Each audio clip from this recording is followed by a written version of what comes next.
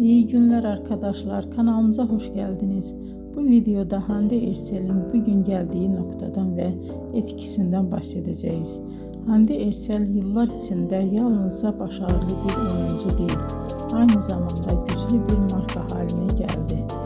Birçok moda ve kozmetik markasıyla çalıştı ve uluslararası kampanyalarda yer aldı. Bugün o Türkiye'nin en çok konuşulan ve en çok takip edilen oyuncularından biri. Güzelliği, oyunculuğu ve ekran karizması sayesinde geniş bir hayran kitlesine sahip. Hande Erçel'in hikayesi bize şunu gösteriyor. Bazen küçük bir şehirde başlayan bir hayal doğru adımlar ve çok çalışmayla dünya çapında bir başarıya dönüşebilir.